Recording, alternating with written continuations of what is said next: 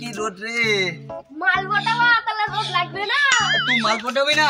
হ্যাঁ পটাবো। Oh no!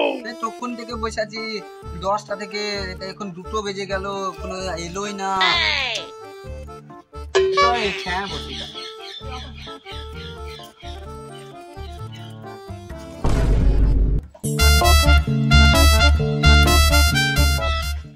এক যা চলে গেল।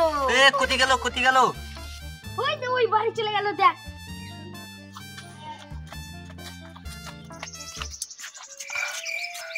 এইভাবে মাল পাঠানো হয়? ঠিক ঠিক একটা তো কিছু করতেই হবে। আইডিয়া, এখানে একটা বড় মাচা করব, সারাদিন বসে থাকবো। যে ওই মেয়েটা যে আসবে ওই মেয়েটা পটাবো। মাচা করবি তা বাস কোথায় পাবি? ওর বাবার তো বাসার ঝাড় আছে, চক কেটে আনি গা। ওর বাবাই তো বাসার কন্ট্রাক্টরি করে। চ, ওর বাবার আজকে ছুটি আছে, ঘুমাবে বাড়িতে না দেখে। চক কেটে আনি গা। এ ভাই কি হলো তোরা চ, আমি বাথরুম করে আসছি, তোরা বাস কাটতে লাগা।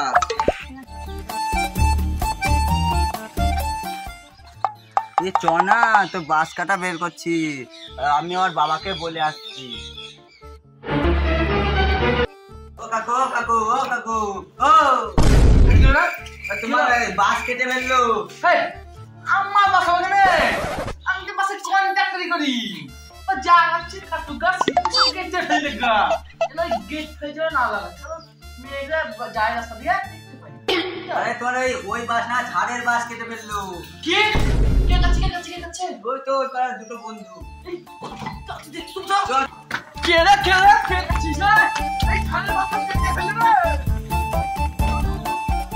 কে রে এই তো সেই বাস কাটছিস না? এই বাস কাটছিস না আমার?